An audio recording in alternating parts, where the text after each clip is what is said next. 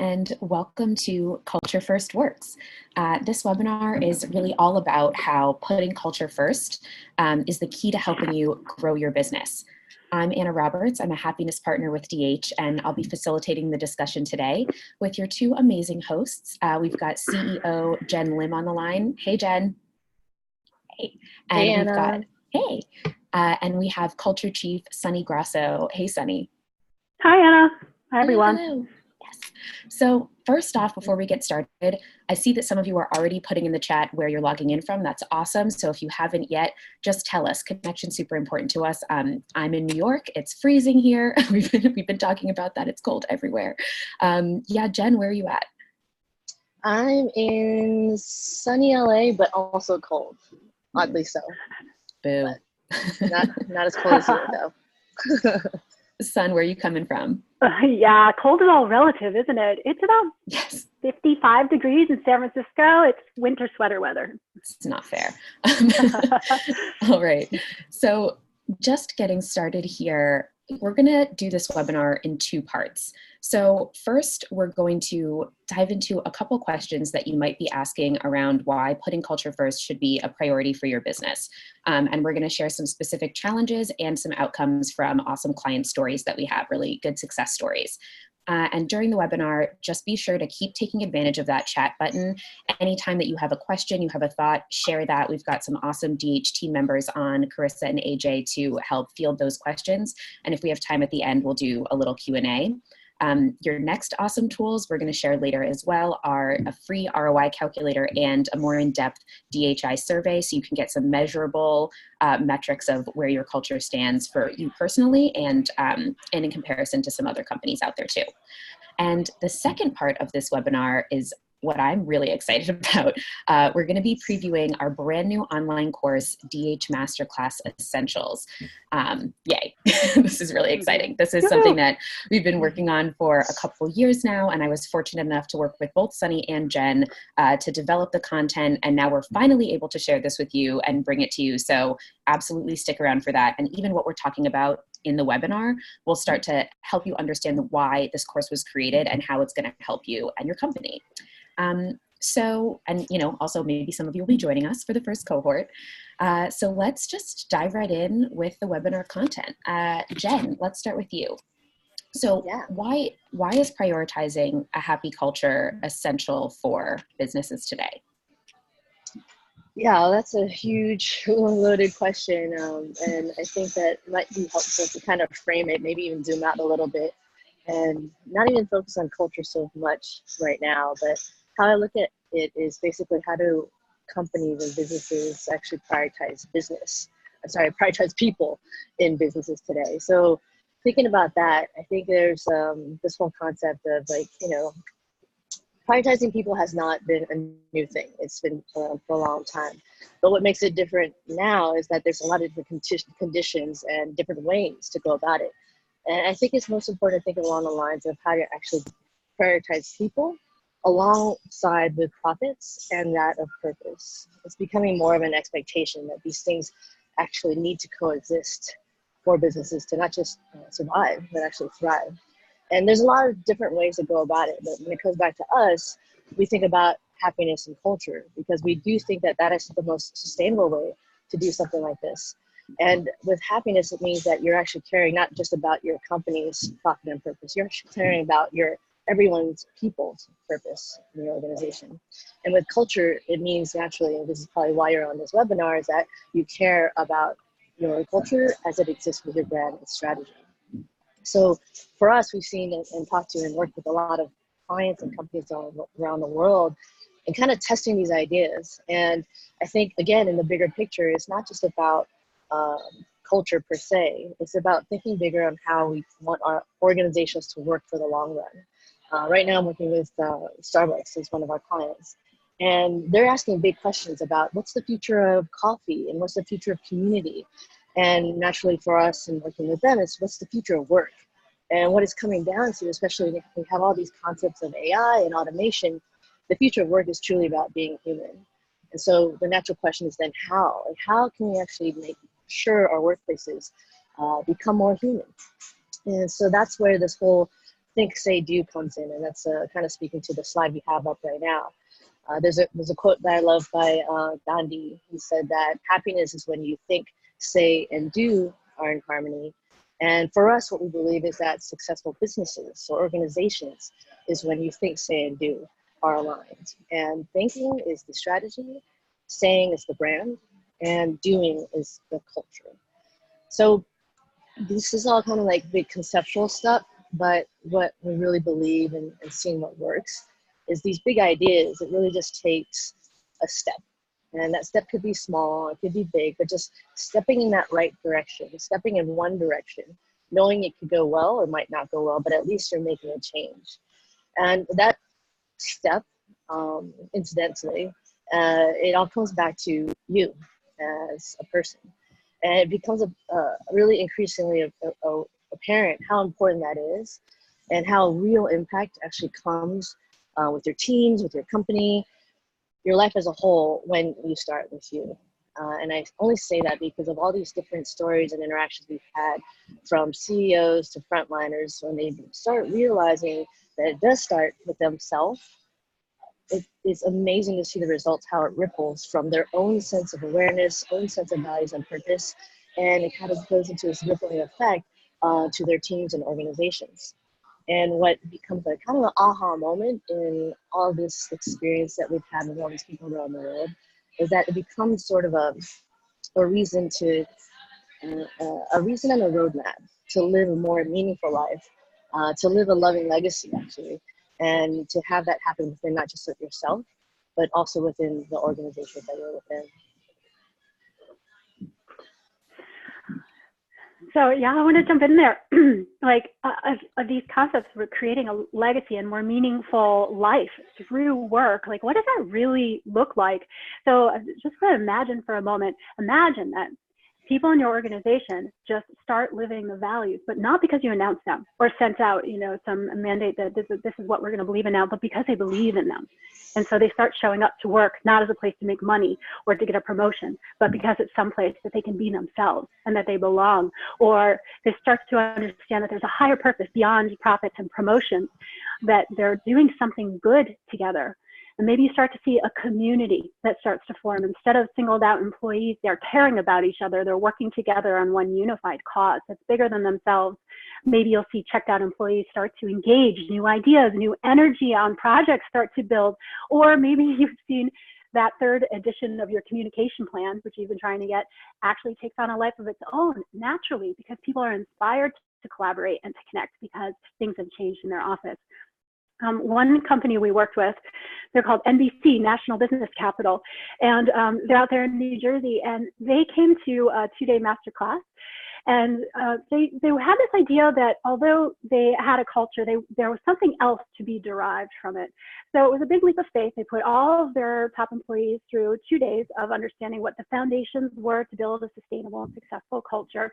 And they started to see changes really fast, as you can when you start with this start with me that Jen is talking about and really committing on that level. For example, they noticed that in the process of one loan, there was a client that had a death in their family. And the team just independently on their own decided to send flowers to that client. And it was something that they never would have thought about doing before, but it was in line with their values that they had rolled out. And it was because everybody was connecting with those values. So things start to naturally take on a life of its own, and you can start to see really the place that your work at start to change. And so that kind of leads into why we created this online course that we want to mention. It's because for the last 10 years, we've been iterating and testing and collecting results on what we consider the foundations of a really successful and sustainable culture of happiness. And we really wanted to bring those lessons to you.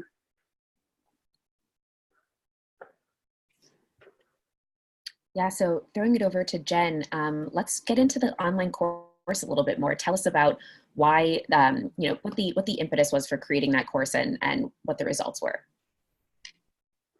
Yeah, for sure. I'm getting some comments that my audio is a little hard to hear me. So can you let me know if this is better? I'll try to speak louder. Cool. Is it sounding okay so far? Yeah. Okay, cool. Yeah. So, yeah, for the online course, it's funny. It's a little crazy when you mentioned So lots of background noise. Is it going to be a problem? If so, I can go outside. That's If that okay. helps. I It's all think right. let's go for it and see. I know you're Okay. traveling. It's what happens. We're working. Yeah. Sweet. Well, keep me posted. But Sunny, when you were just saying the 10 years of our existence, it's pretty crazy to think that the original book, Delivering Happiness, was launched in 2010, and we've come all this way, and we've learned so much. I mean, really by just testing and iterating and learning. And one of the most unexpected outcomes, I think, from all these years, even back in the day with Zappos, like we knew things could work there, but we didn't really quite know for sure if it could happen and work in other organizations, other regions in the world, etc. And now we know. It's pretty cool to see that there can be this universal model based on scientific happiness and positive psychology.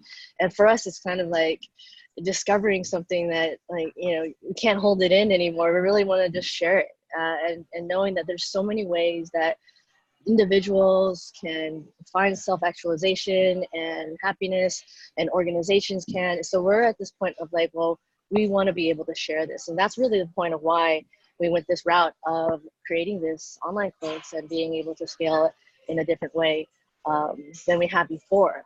And something that I mentioned earlier, one of the other sort of revelatory things that was unexpected is that it really all comes back down to you. And the whole, you know, inspirational mantra of be the change, it actually is true.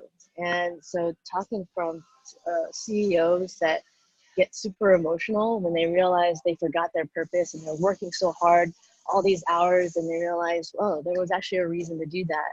All the way to folks like this guy named Louise. He was working in the hospital, and his responsibility was to clean the rooms for patients. And he realized his purpose was because it was interacting with the patients in a meaningful way. So this is all to say that these stories and experiences we had, we want to be able to share them with you in a way that is not prescriptive at all, because we're not pretending to know more than you do about yourself or your company. That's self-awareness, that's all on you. But this course was really designed to share these frameworks, our approaches, our lessons learned, all of this between the academic side of things to the emotional side of things. So the head and the heart combined to create this forum of learning and experience together. And it's up to you actually to make that change happen, but we're here to help and guide as much as we can along the way. Awesome. Yeah. And, you know, with that said, we'll get into kind of the nitty gritty and the details of how the course will work a little later, but just wanted to give you that to understand, you know, the why the course was created. So just jumping back into the webinar, right? Our intention through this is to help you see that when you make culture a priority at your company, these amazing things can happen. You know, you kind of notice that it starts with one person, as Jen was saying, and then it kind of, you know, ripples outward, and we'll share a few culture journeys with you so that you can see that in practice. So today we're just going to answer 3 kind of common questions that CEOs, leaders, executives, people like yourself might have around committing to culture change and getting that alignment. So first, how do you recognize if your company is experiencing the signs of an unproductive culture? What should you look for? And next, what questions should you be asking to identify your top priorities on that path to culture change? And last, what do you stand to gain from making that commitment and getting that alignment from your team? What are some of the measurable results that you can expect to see at the end of that? So with that, let's go back to Jen. What are some of those signs that companies might be experiencing? Maybe it's a misalignment between their strategy, branding, and culture, like you were saying before. Yeah, so I guess I would just kind of like point to the more common signs that seem to be coming up all the time in like the media and within our own organizations. So it's stuff like having problems with my retention, or lack of engagement, or my teams aren't being productive enough. So all these things are kind of like buzzwords that we hear. But in the end, in effect, they're just symptoms of a bigger problem that's within the core. Kind of like, you know, some sort of disease within the body. Those symptoms come in from something that's happening within. And so that's why we see it as a systemic issue and a systemic change that needs to happen. So, you know, having free Red Bull in the fridge, we know that's like so 90s.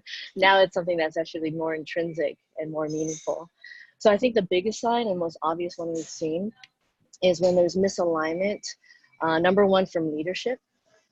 Sometimes they think they go into these, you know, board meetings or exec meetings and they think they all, you know, they're all on the same page, but it's so interesting once you start asking them questions, more probing questions and deeper questions into the how they imagine it can be done or what their actual values are. There's, I would say 9 times out of 10 misalignment across leadership and leader teams. And this misalignment from the top naturally ripples down to everyone across the organization, across the whole team. So it's, you know, it's not surprising at all to find that people are unhappy because there's this lack of alignment up top. So one of the other major ways that you can see this is that when that misalignment top means that there's a lack of like a singular focus. In some ways, like an inspirational rally cry, or what we call like, you know, having a higher purpose. And if the leadership doesn't agree on that, then, you know, the rest of the company will show its effect. And a lot of the times you'll see like silos of function or departments, even fiefdoms of people just looking out after their own territory or after their own team, just looking up for themselves. And so this is where that whole think, say, do comes into play. Because when the leadership strategy, the thinking, isn't aligned with the saying, which is the brand or external expression, and isn't aligned with the doing, which is, you know, the culture or the internal expression through your employees, that's when you see this whole, like, you know, all these other problems and symptoms blow up. But, you know, on the positive side, when you do see there's a single unified sense of purpose, and there's a sense of autonomy, control within individual contributors, you see a sense of progress in your teams. And then when you have a sense of meaningful relationships beyond, you know, happy hours and, you know, ping pong, and you see meaningful relationships across the organization, and these are all basic tenets of scientific happiness, then you see this creation of alignment through the think, say, do. And no matter where you are, where you sit in the company or where you are in the world, if you're a multinational company, there's this greater sense of support and unity towards the same goal. And what I love when I think about organizations is the most natural comparison or analogy is to nature. And you see like those animals that thrive, not just survive in the environment in their true habitat. It's when, like as an example, when there's pods of whales or pods of dolphins, they're all acting like independently as independent animals in their environment. But when things are rough or when environments and conditions are good, you see them thrive. And that's what I think is the beauty of what we can do with organizations. And there's like tons of examples of the clients that we worked with in the past that have shown this. But I think one of them that comes to mind first is a company called Campha. And they're actually a company out in Turkey. And here's a company that they've been around for 3 decades, I believe. And they had a really sound sense of brand. You know, they've been around. They had a sound strategy, but there was something lacking. And I believe when it comes down to it, it was a think, say, and do were not aligned. So one of the VPs there, great guy, he was talking about these challenges he was having. It was like high turnover, growth issues, a lot of the things that, you know, organizations around the world have experienced.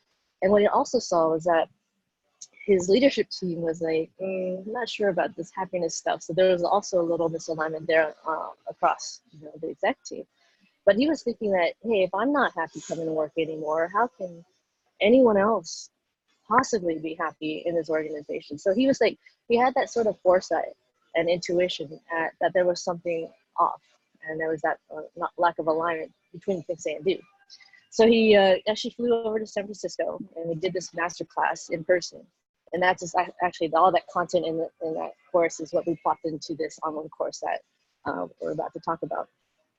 And so he took this whole thing, it was like a 3-day thing, and then he went back, and 10 months later, I get one of the most like longest emails I've ever read in my life. It was probably one of the most beautiful emails too, because he was just so excited about the outcomes of all these things that he implemented with immediate results to both the top and bottom line.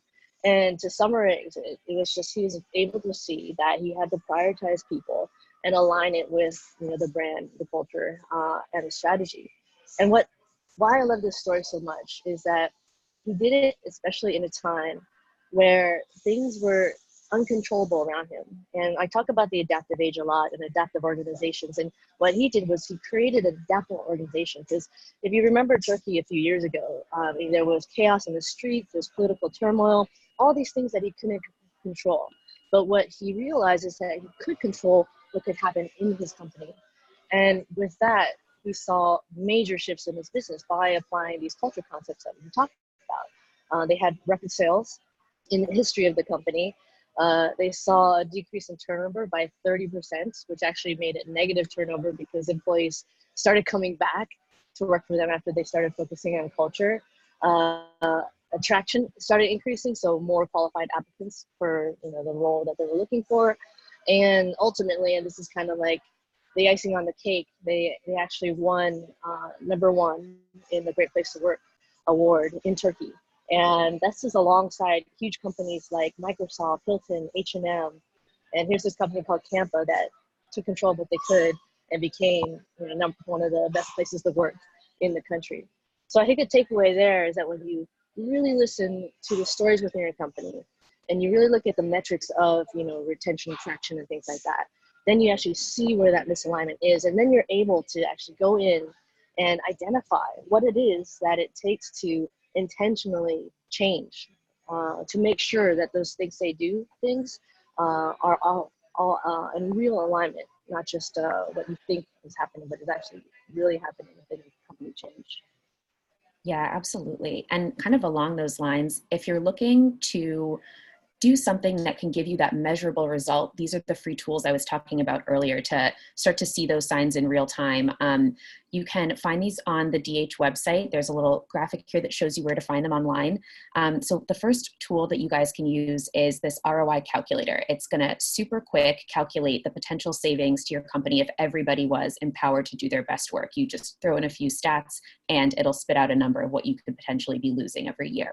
And then if you're wondering where your culture stands today in comparison to a benchmark score of other companies, absolutely take 10 to 15 minutes to do the DHI survey. It's a little bit more in depth, well, a lot more in depth, honestly. And it gives you some really specific breakdowns to highlight where you're really winning in those culture areas and where, in some areas where your culture at your workplace might need a little bit more improvement. So those tools are there for you to help you see the impact of a happier team at your workplace.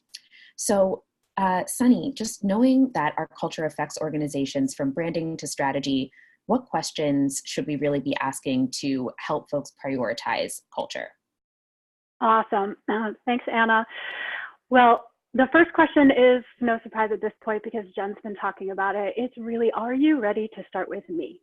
And that means you as a leader, as a manager, as a culture change maker, as a culture champion, whatever position you're in. In 200 BC, Aristotle said that happiness ultimately is dependent upon ourselves. So meaning that it's an inside job. So if we're not going to do it ourselves, how can we inspire others to do it? Moreover, if we're not going to change ourselves, how is it going to go over if we ask our teams to change? So we really see that sustainable change starts on the me level. And I like to think of this a little bit as like push-pull. So we all need nudges and a little bit of pushing to try new things, to explore our values, maybe to create organizational values, but there has to be a pull. And that's when we are inspired or intrinsically driven on our own to go and live our values or to understand how our personal values align with the organization. So between the push and the pull, starting with me will give us that intrinsic internal drive to actually sustain the change. And at that level, we start to realize this is for me as much as it's for the organization. Another concept here is, we can be on board with our heads. That is logically, this makes sense. It works great for our 2020 strategy. Yeah, we're going to focus on culture. Let's get some task teams out there to, fix our culture. But we have to also be on board with our hearts, because happiness is an emotion and it's a personal experience for every one of us. So if we are not on board with our hearts as well, then we start to miss the impact that the change can have, or it can easily become another flavor of the month, or quite frankly, it can be something that we think is a good idea, but that we don't believe in, and people see through that. And 70% of change fails long term. So this is one of the keys to getting it to sustain and to actually like survive that 70% failure rate. There's one organization in a client that we worked with in New York where it's freezing cold, Anna, and they're all the way downtown. Well, they have a few places. They're all the way downtown. I used to be from New York and I used to love to shop there. They're called Century 21. And the president was really inspired about delivering happiness. He came out to Las Vegas. We had a 2-day master class, and he got really inspired about what this could mean for Century 21 and to change their culture along the lines of these principles. So he was gung-ho. So he goes back and he says, hey, everybody, this is great. Let's do it. But the problem is that not everybody was on board, namely the finance department and maybe more specifically the CFO. So we started to go through the process with them, and that included starting with me values, me purpose. So as CFO explored his own values and purpose, and then started to see how they worked with the organization. He ended up coming back to us and saying, thank you, this has changed my life. From there, from really being on board as a leadership team, we were able to help change the entire culture at Century 21, and they were just certified as a great place to work for 2020. Wow, it's an amazing story. And honestly, that buy-in from the president, who was super gung-ho, and then trying to get that leadership buy-in from the other folks in C-suite. So the next question that we really want to ask is, or just revolves around leadership overall. So what can we ask of our leaders and managers here, Sun? Awesome. Thank you, Anna. Yeah. So the second question goes right to, okay, if you're ready to start with yourself, then who else do you need on board? Well, you need leadership and you need managers, and you may need some of your key culture change makers as well. But just to start here, we have to be aligned between leadership and management on what the commitment is. So, I mean, start to ask questions like, is everybody seeing the same culture challenges? What if they were all, the leadership team or the management, to describe your ideal culture? How many different answers would you get for that? Also, what about supporting it the same way? Is everybody aligned with how they're supporting through different departments and through different challenges? So leaders must be on board. That's number one. They have to be committed to their role and what it's going to mean so they can consistently support the change as it rolls out. And then managers are either going to be one of your biggest assets or biggest gatekeepers. So if management is not on board with their head and their heart, if it's not speaking to what they see as urgent problems that they need to solve, or if they're being measured on different things that are in conflict with what they're being asked to do for culture, then it's not going to raise it in the level of urgency in their minds. And something else is going to win out. The pressures of their job will prevail at that point. So the biggest asset here is really to drive alignment and commitment. And one of the things that we can do for that is right off the bat, establish a clear and resounding why are we doing this together. And so starting from the me and defining this clear why, we start to get people aligned on where we're going and seeing the same vision for where we're going to be all together moving this culture to, because managers and leaders need to work together on it. So we have one client called Nancy Berner Law. They're an elder law firm. And they're also in New York, so I'm hitting you guys up because I know it's cold. We give you some company and warmth out there. Yes. And they're a family business. So they were a very successful one. They were making money, but they have challenges, as any family business you can imagine would, with communication, alignment, maybe different kinds of leadership styles throughout the organization, different directions and energy going in different places. So Nancy Berner wanted to do something more than just be a successful company. So she came to a masterclass and she took so many ideas. She was really inspired. I remember her when she left. She was like a ball of energy, right? And she went back and she started implementing these ideas and trying different things with a small, a few people that she worked closely with. And some of them were brilliant, and some of them worked for a short period of time, and some of them didn't quite take on.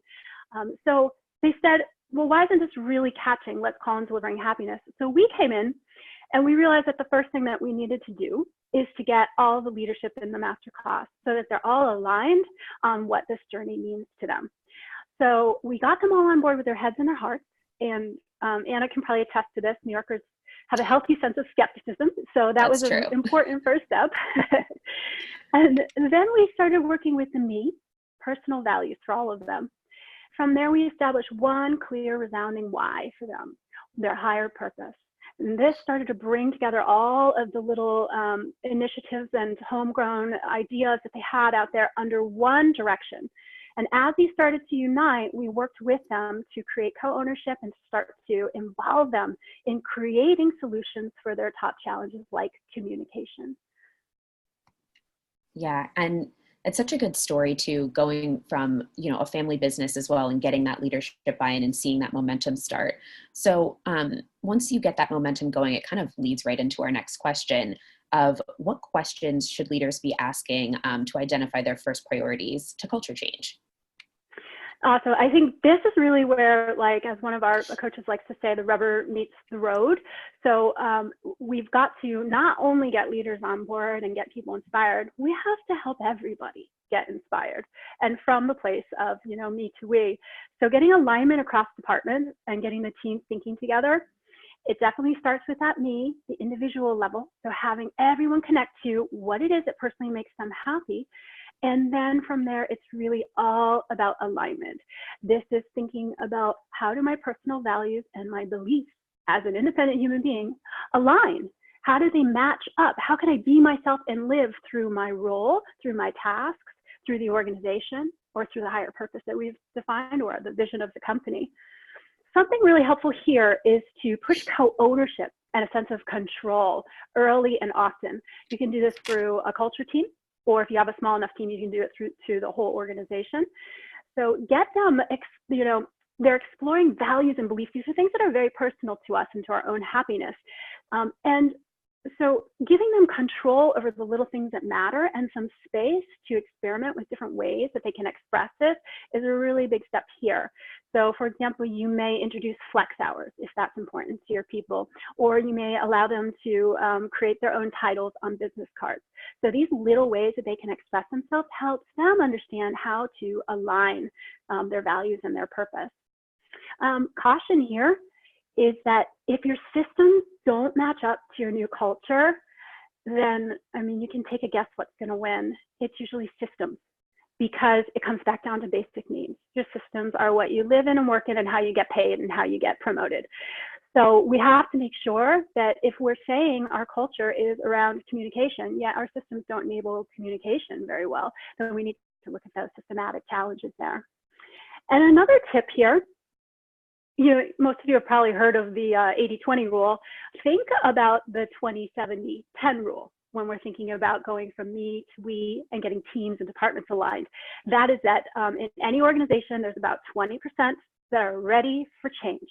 There's about 70% that are ambivalent. They'll start to follow along when they see others start to adapt to that change. And there's about 10% that are against. Normally, what do? We go right to the 10% that are against it. But in culture change, we actually want to flip that. Go for the 20%, the early adopters. When they start to buy in, they become role models and they can inspire the rest of the group. So an example here is a big company in a small country. They're called BI Group, and they are one of the largest construction companies in Kazakhstan. And they wanted to become a global competitor. And that meant, from a small country, that they were going to have to change some things. They needed to improve their customer service. They needed to greatly improve engagement. And they also needed to have a shift in their mindset about what work was. Not someplace that you're almost punished or that you have to show up and this thing you have to do, to someplace you could actually be happy or be yourself. So we started off with a masterclass for their leaders. And all their leaders came in. It was actually really fun. It was in Dubai. And they said, they bought on pretty quickly. They actually stopped the session a little early and they said, okay, let's do this for the whole company. And so when we were faced with the challenge of how do we get everybody then on board and aligned to these concepts, what we did is we started with the leaders, to the HR team, to a culture team, and then we trained a team of trainers to roll out to the rest of the organization this exact approach that Jen and I are talking about, starting with me. So every one of them went through personal values exploration and personal purpose exploration. They then had an opportunity to align those to the organization's values and to the organization's higher purpose. So in the end, they're seeing how they get to just live their best lives, be themselves. It's winning for them. And by doing that, they're contributing to and aligning to the purpose of the organization and creating higher results for everyone. Oh, great. So just thinking about what you're saying, all of this, it sounds really good. I'm excited about it. But for leaders, for culture leaders out there, it might be kind of big questions to wrap your head around. So where do you focus? Where do you start? Yeah, sort of where do you begin on this journey to just focus in and make sure that you're not going all over the place here, right? Not getting overwhelmed. Yeah, Implements thanks for this. asking that, Anna. So let's simplify it down a little bit. Really what it comes down to is, as Jen said earlier, it's about putting people at the center. So not focusing on changing people like we would change a system or a machine. You just put in some rules and laws and it changes, but focusing on changing with them. So, you know, technology is changing the world faster than we've ever known. We all feel it. But our one sustainable competitive advantage, which is culture, can't be changed with tech alone. Maybe it can help, but it's really about putting your people in the center. So it's about a human approach to change. And when we work with human nature, for example, starting with the me, helping people understand their own higher purpose and what makes them happy, aligning that to the organization, then we see much higher business results. And that's what we really call the other ROI, which is, we talk about this as ripples of impact. So from the me, once you start there, you can extend and align that to the we, which is your team and your organization. And from there, that can roll out to affect your customers, your clients, your partners, your vendors, your country. Yeah, no, it's a good model. It makes sense to start there and then go out from there. So now that you understand that you've got to start with people, you've got to start with the center. Let's take it back to Jen to break down what you stand to gain after you commit to culture and start trying to get that alignment from your team. Yeah, I mean, those two concepts, Sunny, that you've been talking about are so huge, like the commitment and alignment. And I love that you brought up the BI group because it's such a great example. Because like they're a construction company, as mentioned, I think, and their tagline or their higher purpose is that we build happiness. And so they had this already great unifying aspirational tagline, and they realized for themselves that they weren't actually living it. And so what's so great about that story that you just shared is that this is what a company that recognized the gap. Like we have this, you know, this higher purpose, but we're not living it every day. And the leaders took it upon themselves that, hey, we need to do something about it. And the results that you shared was essentially that's what it was. It was the me, like leadership acknowledging, hey, we have a gap, and then having that ripple out to the we, the teams, and you know, eventually the whole company. But what I think is awesome about that, there's another story with the one of the exec leaders. After he went through the session, he actually emailed us and said, I now realize that it started with me first. That was the biggest unexpected thing that I got out of this, is that if I'm not going to change, how can I expect others to change? So it was one of those like really inspirational. Like, not only did he understand the value for himself, he understood that he actually owns the responsibility for all the change that he wants to make in the world, starting with his employees. But anyway, that's BI, but it also ties into, again, with this idea of commitment and alignment. Going back to one of the clients that I mentioned earlier, is Starbucks. So here's a company, obviously their brand is really strong. They've got a really strong exec team. And when thinking about the whole things they do, what I really love what they're doing right now is that they're at such a high point in their company. Their stock is probably one of the highest ever.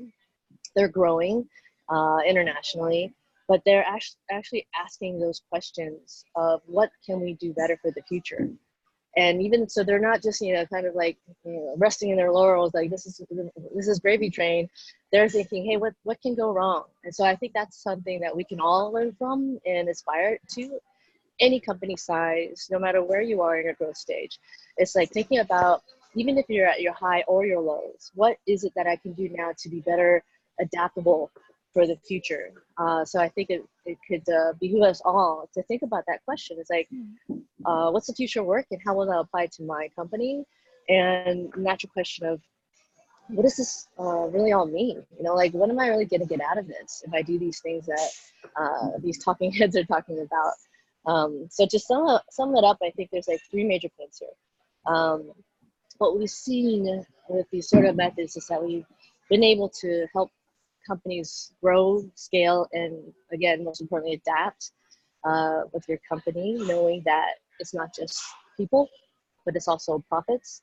and also alignment with your higher purpose. And if you prioritize those things to be hand in hand in hand, it can actually ready you for to be adaptable for the future. This all seems very overwhelming. I mean, for me, it was very overwhelming when we took on the task of like, hey, can we actually scale this thing? So the question of where to start, what I had mentioned at the beginning of this all, it's like the big ideas that we all have is just to start small. And then you'll start seeing the difference. You'll start seeing like what works and what doesn't work. And the realization is very clear that there's no one size fits all. It's like the journey of life or happiness. It's just that when it comes down to, true, real execution, you only know your company best. You know your team best. You know how your organization works. And so that's why it's like really the importance of coming back to you.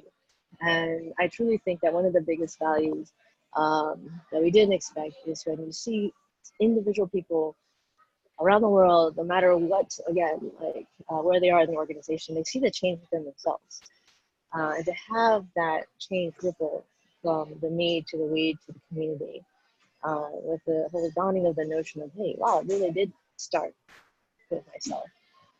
Then you can actually see how this huge impact, more than, I'll speak for myself, just being near 10 years after Delivering Happiness was launched, I never thought we would be at this point of being able to impact people and organizations the way we have. So the hope here from us is that like this webinar and everything we do is actually hopefully giving some sort of sense of ideas and insight that it can be done. Ways that you can enable yourself and your teams and your companies to just start. It's just the best way to keep things moving, keep things adaptable, and hopefully do things in a very practical but also inspirational ways to again not just survive but thrive as this world around us keeps on changing in uncontrollable ways. Yeah, that's a great point. It's really just right, trying to do something, even something super small, those small wins that you can start to get that kind of start to gain momentum and build out, and taking action is how you have to start. So it's a great point, and just wanting to pause a little bit here. Now that we've gone through these questions that we know CEOs and leaders are asking, what resonated for you? Why do you feel like that was important to you and maybe into your organization as a whole? Pop those in the chat where I think we're going to have a little time for some Q&A after we dig into the course next up. So start thinking about those things that resonated, start thinking about what's coming up for you in this discussion, and definitely share those with us. So with that, let's dive into a little more about the online course. So if you're ready to start with the me, if you're feeling inspired, you're feeling committed, you want to start somewhere, this is an amazing place to start. DH Masterclass Essentials is the title of this course, and it's really, I want to just iterate that we created this for you, right? This DH offers masterclasses, as Jen and Sunny have been talking about, but those can sometimes run you around at $25,000, and it's not really accessible for everybody. A masterclass also might not be the best place for your organization to start for your very, very first step. Maybe as a leader in your organization, you need to start exploring some of those concepts of the me, like Sun and Jen were talking about, and the online masterclass, we're pricing it an introductory price for just under $2,000. So with that, let's dig into what you're going to get when you sign up. Yeah, I love how it looks like I'm having so much fun and you're not, Jen. Yeah, I'm like, get me out of Jen here created already, it for you. Yeah. Clearly, I had fun doing it. Actually, we had a lot of fun doing it because it's so in line with our purpose, which is to inspire passion and purpose for a happier world. And that's why, as Jen's saying, we really felt that it was necessary to give this to you guys somehow. So some of the things that we're going to cover, really 3 main points. It's just the 5 DH elements. You saw them on the triangle model a couple of slides ago, and they're everything we've been talking about. So how do you create values? What are your own personal values? We'll explore on a me level and we level most of these concepts. And what about a higher purpose? And then looking to the science of happiness, things like a sense of progress, control, and connectedness. How do you impact all the challenges in your team, and how can you use them with your team? You'll experience the elements personally. So starting with the me. We're going to be taking you through a format that almost always dives right into what does that concept mean to you first, and then extending it out to your team. So we'll be prompting you to pull some people in as you go along, which is a great way for you to develop buy-in and to start to kind of get your team together that you're going to be working on culture with. And as they start to see what's happening and start to feel the impacts of some of these, they start to naturally gravitate towards supporting.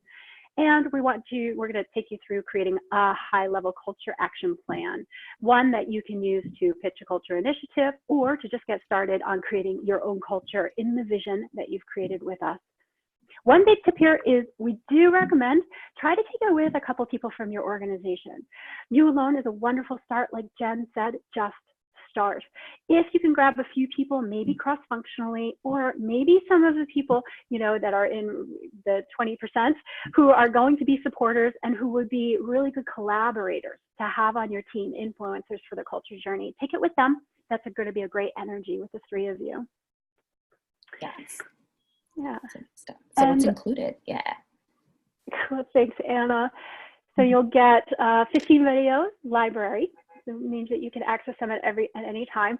And these are pretty casual. It's like Jen and I talking to you about your culture and how happiness is going to affect you and your life and how you can be the change in your organization and how you can start to bring your team in and bring in all the alignment pieces. We're going to have a playbook, which is pretty much like the one that we use in our live in-person masterclass. Very similar, just adapted for you online. And a community. So you'll be going through this with a dedicated cohort that's going to be going through the same process with you at the same time. You'll be experiencing it and sharing learnings and creating connections in that community and even challenges along the way. So we made this as much as possible like a live in-person masterclass, which I'm going to toot our own horn here for a minute. We've gotten pretty good at that because we're also a remote team. So there's a lot of elements in there that will keep it lively as you go through the information. And finally, I just wanted to show you a peek inside the playbook.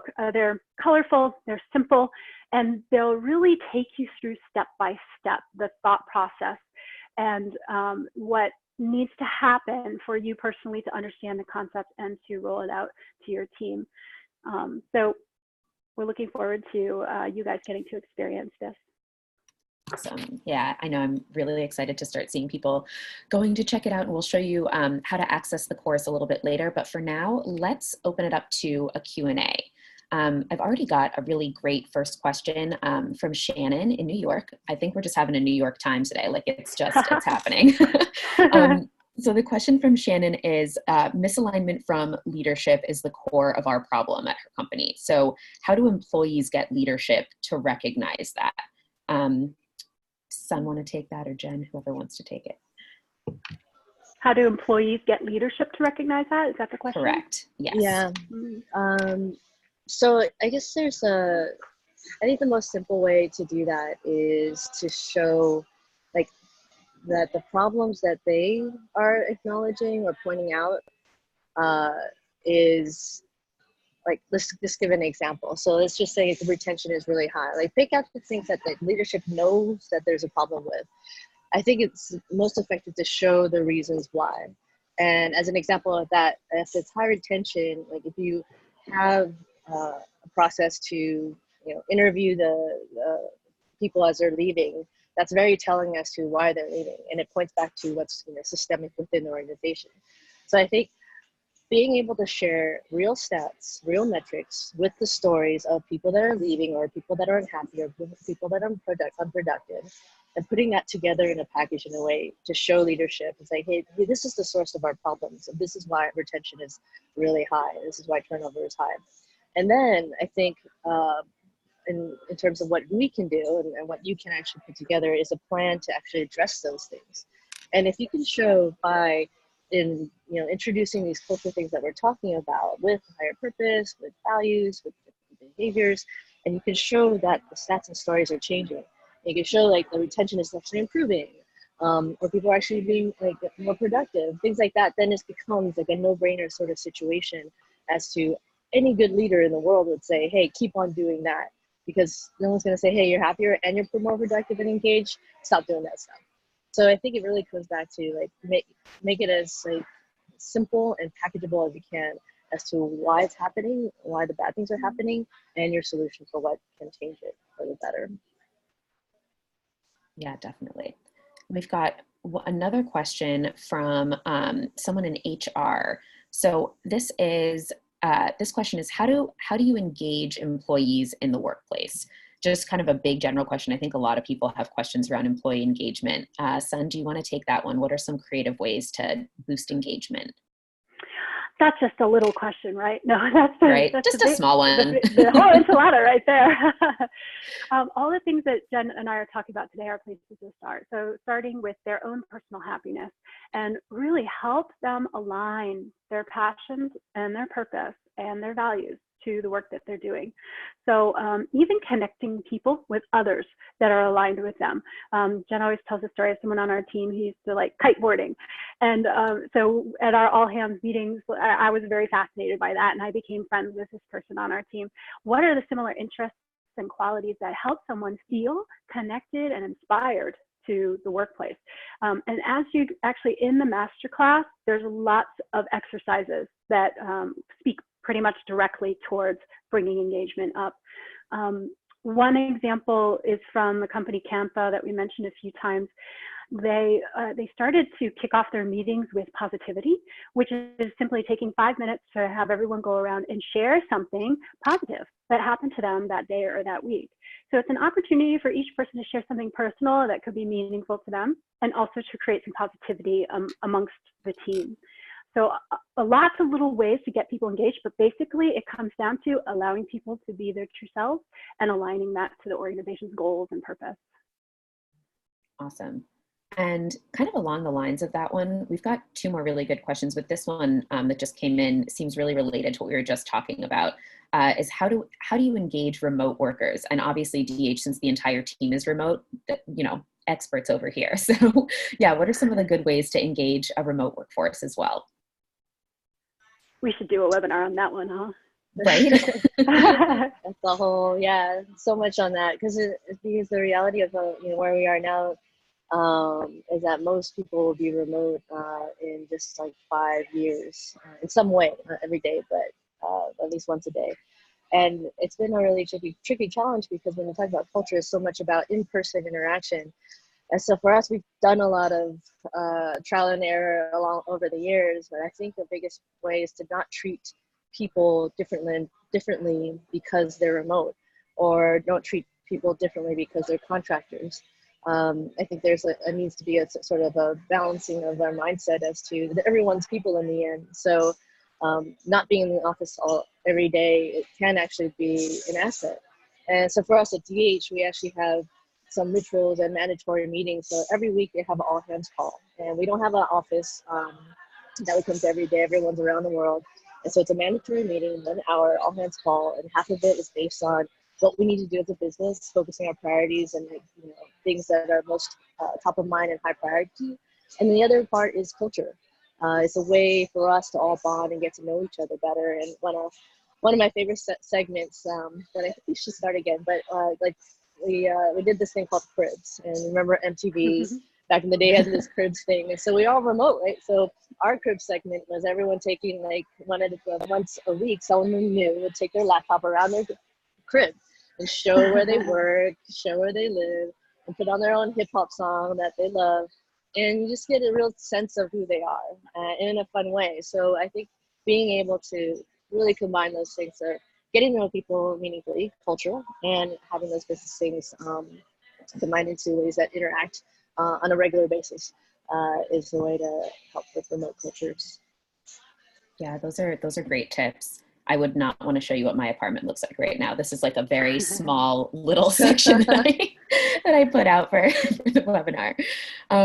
Okay, we actually have a really good question from Kimberly in the chat too. I think this will be the last one before we've got to move on.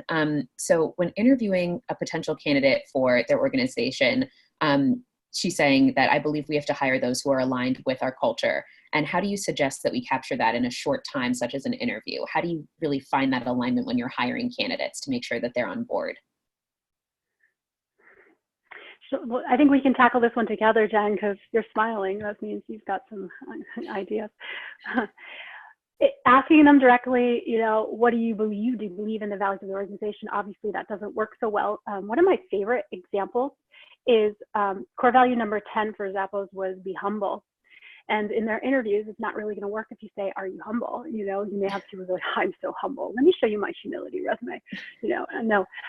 So instead, they're the shuttle driver that picks people up for their interview usually, brings them to Zappos, and then brings them back. So they ask the shuttle driver, hey, was this person nice to you? Were they humble? So in my opinion, the answer is creativity. To find ways to ask the questions that matter the most for the values that define your organization. And one more little note is, there's a lot to be said for hiring people who are culture fits. It's not a new concept. It's been around for a long time. For sure, that gets us results. We also want to keep our eye out for culture adaptability. So are there, ways that people will already have these values in them and be able to adapt also to the values of the organization? Jen, did you want to jump in with anything, or? Yeah, I think another way to go about it is to be creative around your values. So whatever your values are, like ask indirect questions, kind of like what Sunny is saying about what that person would do in any given situation. So as an example for us, one of our number one core values, be true to your word self. And so there's so many different ways to ask, if you had this situation at work, what would you do? And that person could it's more about how that person responds. Or even like on the scale of 1 to 10, how weird are you at work and how weird are you at home? Just to get a level of contrast, it's basically more about how they answer it. And whether or not you think that is like they're actually being authentic in the answers is kind of an easy one for us to see if they're being true to themselves. But that's in the short way, but in a longer way, in a longer form, I highly recommend doing the dating form of hiring and recruiting because it really pays to invest more time in the front end because it costs more money to have to go through the whole hiring process again and hiring, et cetera, et cetera. So I would just say double down on the hiring recruiting of getting into that person, and I wouldn't make it a fast process. I would make it like a relationship, a dating process. Yeah, those are good tips. So just a last question that I will answer from someone else in the chat is, how do you best assess the current state of a company culture or happiness level? And I won't get too into it, but I will say, check out those free tools that I mentioned a little earlier. The ROI calculator and the DHI survey are going to give you a really good snapshot of where your company culture stands and where your own happiness stands in comparison to some others. It's a really, really good place to start. So we're just coming up to the end of the hour here. So here's some next steps for you guys, because this is basically all the time we have. But I just wanted to say thank you so much for joining the webinar, for sticking around to the end. And I really hope that you found all of this information helpful and that it clarified some questions around shifting your culture and how you really get started to build that momentum, commitment, and alignment. Also, please sign up for the course. It's great. Check it out. Head to that link that's on the slide here. You can watch a little preview video. You can go through what we're going to talk about through each week. You can see Sunny and Jen dancing and explaining everything that's in the course. But it's a really good, it's a great resource. So definitely check it out and see if it makes sense for you. And I just want to say too that registration does close on Tuesday, February 18th. So if you've got to get budget approval or other things going on, definitely get moving on that. We are going to limit the amount of people that can be in the first cohort just to keep the community experience really, really high and keep the value high, which is why we want to have a shorter registration period of about a month. So if oh, and then the last thing is, if you've got questions, if your Q&A didn't get answered and you want to reach out and ask, shoot an email to april@deliveringhappiness.com. If you're signed up for the marketing emails, you've probably gotten some messages from her before. And we will also be sending a replay of this webinar in a follow-up email, and you'll be able to access that then. So yeah, check out the course. That's definitely important. Do that. Awesome. Thank you so much, Anna. Yeah. Thank you, Anna. And actually, I'm just going to raise my coffee cup because I'm in California. To all of you, really, we exist for you. So hopefully this helps, this webinar or the course or our blog or anything. So here's to your culture journey. Yeah, and it's worth just alone to see Sunny dancing. I would say sign up for that alone. But beyond that, hopefully you'll learn something else on your culture change and culture journey. So thank you, everyone. Thanks, everyone. So much. Bye. Bye.